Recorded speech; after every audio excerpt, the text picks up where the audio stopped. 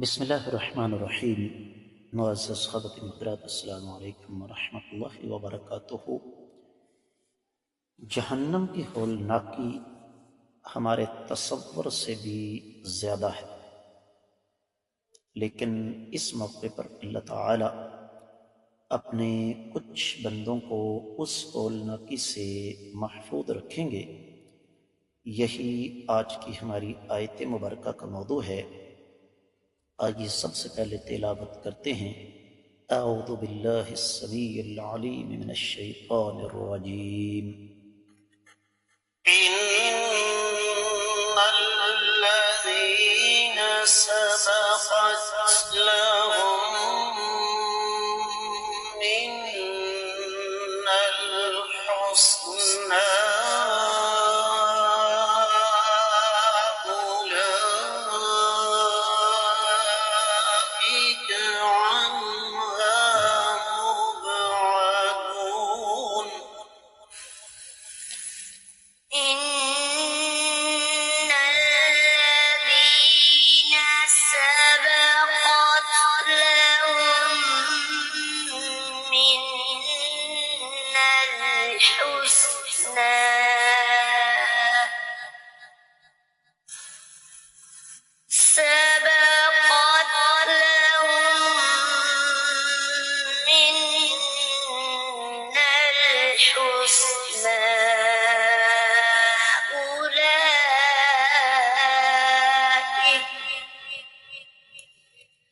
أولئك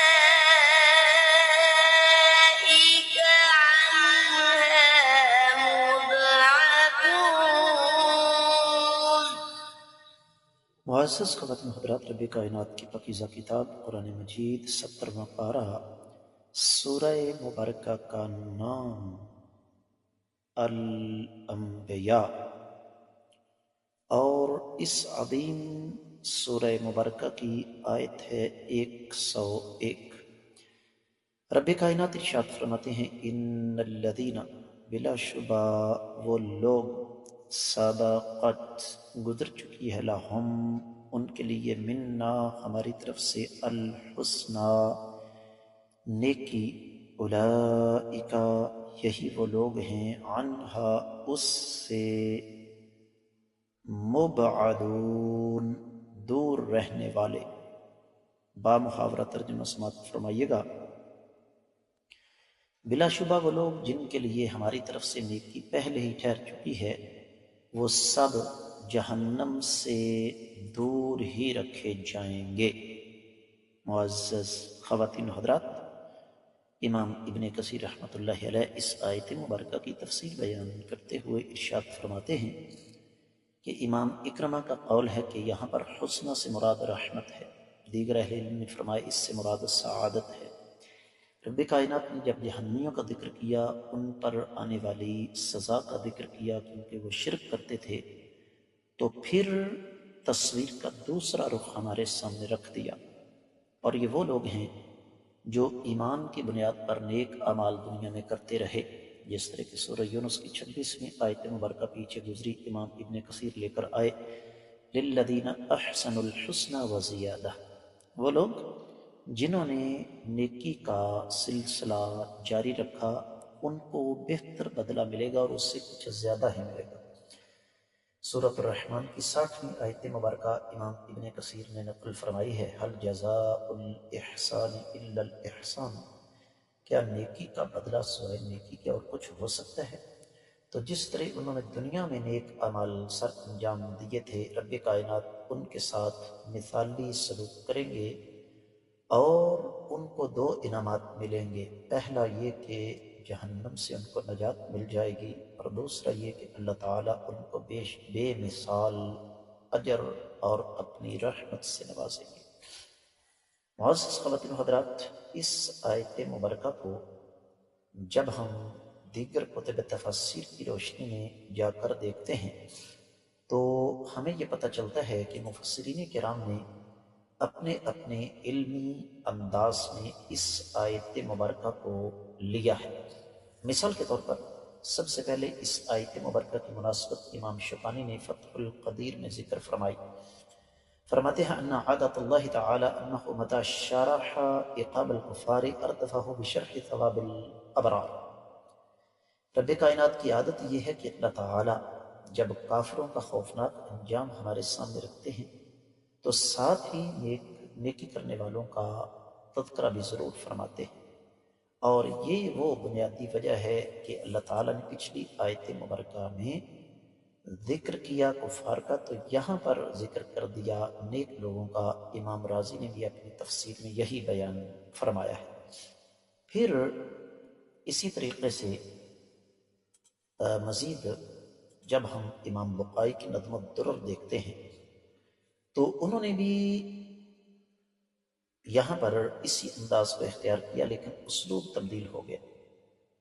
فرماتے ہیں کہ اللہ تعالیٰ نے کافروں کا تذکرہ کیا، ان کے معبودوں کا ذکر کیا، تو یہاں پر ایک سوال تھا کہ جو لوگ اس لعنت سے بچے ہوئے ہیں، شرک نہیں کرتے رہے، اللہ کے ساتھ کسی کو شریک بنانے کے بجائے توحید کی راہ پر چلتے رہے، ان کا انجام کیا ہوگا؟ تو یہ آیت مبارکہ اس کا جواب ہے.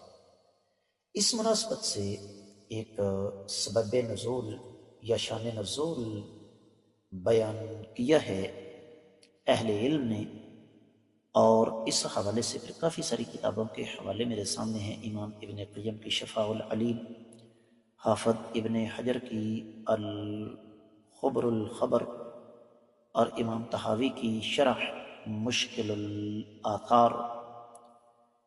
تو اس میں ایک روایت نقل کی گئی ہے.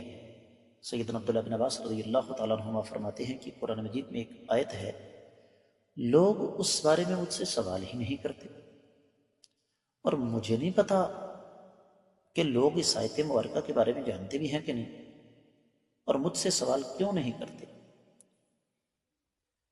فرماتے ہیں کہ جب آیت مبارکہ آ گئی انکم وما تعبدون من دون اللہ حسب جہنم انتم لہا واردون، 98ویں آیت مبارکہ، تو یہ چیز اہل مکہ پر بڑی سخت گزری. کہنے لگے دیکھو محمد صلی اللہ علیہ وسلم ہمارے بتوں کو، ہمارے معبودوں کو گالی دیتے ہیں. تو ابن زبعری یا ابن زبعرہ کھڑا ہوا، کہنے لگا کیا شور مچایا تم نے؟ کہنے لگے محمد صلی اللہ علیہ وسلم ہمارے معبودوں کو گالی دے رہے ہیں. تو کہنے لگے کیا کہا ہے انہوں نے؟ تو انہوں نے بھی یہ آیت مبارکہ پڑھ دی. تو کہنے لگے ایسا کرو کہ محمد صلی اللہ علیہ وسلم کے ساتھ میری ملاقات کروا دو. آقا علیہ السلام کو بلایا گیا. ابن الزبعرہ یہ کہنے لگا کہ یہ جو آپ پر آیت مبارکہ آئی ہے اس کا تعلق صرف ہمارے معبودوں کے ساتھ ہے یا ہر وہ معبود جس کو اللہ کے سوا عبادت کے لائق سمجھا جاتا ہے؟ تو آقا علیہ السلام نے فرمایا یہ تو عام ہے، ہر ایک جس کی اللہ کے سوا عبادت کی جاتی ہے. تو ابن زبعرہ بلکہ زبعرہ کہنے لگا کہ یہ تو بڑا مسئلہ ہے. اے محمد صلی اللہ علیہ وسلم، کیا آپ یہ نہیں دعویٰ کرتے کہ عیسیٰ اللہ کے نیک بندے تھے، اور عزیر بھی اللہ کے نیک بندے تھے، اور فرشتے بھی اللہ کے نیک بندے ہیں؟ تو نبی علیہ السلام نے فرمایا کیوں نہیں. تو اس نے کہا کہ عیسائی عیسیٰ کی پوجا کرتے ہیں علیہ السلام، یہودی عزیر علیہ السلام کی پوجا کرتے ہیں، اور یہ بنو ملح فرشتوں کی پوجا کرتے ہیں. تو اہل مکہ چیخ اٹھے. اللہ تعالیٰ نے یہ والی آیت مبارکہ نازل فرما دی، ان الذین سبقت لهم من الحسنى. اس سے مراد عیسیٰ علیہ السلام، عزیر علیہ السلام اور فرشتے ہیں. اور پھر ساتھ سورۃ الزخرف کی 57ویں آیت مبارکہ بھی آ گئی، وَلَمَّا ضُرِبَ ابْنُ مَرْيَمَ مَثَلًا إِذَا قَوْمُكَ مِنْهُ يَصِدُّونَ. تو حاصل کلام یہ ہے کہ اس آیت مبارکہ کے بارے میں اہل علم نے یہ لکھا ہے، ابن جریر، امام قرطبی، امام بقائی، ابن عاشور، مادی قریب میں امام شنقیطی، امام ابن سعدی فرماتے ہیں کہ یہاں پر تذکرہ ہے ایمان والوں کا، یہ اہل سعادت ہے. ان کو جہنم سے اللہ رب العزت دور رکھیں گے، اس کے قریب بھی نہیں آئیں گے، اس میں داخل ہونا تو دور کی بات ہے۔ وجہ اس کی یہ ہے کہ وہ جو بدبخت مشرک تھے یہ اپنی مرضی اور اپنے اختیار سے ان کی عبادت کرتے رہے۔ بالکل اسی طرح اس آیت مبارکہ کو لے کر واحد تفسیر میں کچھ اور بھی لکھا ہوا ہے۔ ایک بات تو انہوں نے یہی کر دی کہ قرآن مجید کبھی ایک طرف کی بات نہیں کرتا، اور دوسری بات جو انہوں نے یہاں پر نقل فرمائی ہے وہ یہ کہ سیدنا علی رضی اللہ تعالیٰ عنہ نے یہ آیت مبارکہ پڑھی اور فرمانے لگے کہ میں صدیق کائنات، فاروق اعظم، عثمان ذو النورین، طلحہ، زبیر، سعد اور عبد الرحمن بن عوف اور میں، ہم سب کے سب اس میں شامل ہیں۔ اور اس کا مفہوم اصل میں یہ ہے کہ وہ ایمان والے جو صراط مستقیم پر چلتے رہے، اللہ تعالیٰ کے بتائے ہوئے راستے کو انہوں نے چھوڑا نہیں، تو انہوں نے سعادت کا راستہ اختیار کیا، اور یہ سعادت اللہ کی طرف سے توفیق، جنت کی خوشخبری، بلکہ خود بذات خود جنت ہے۔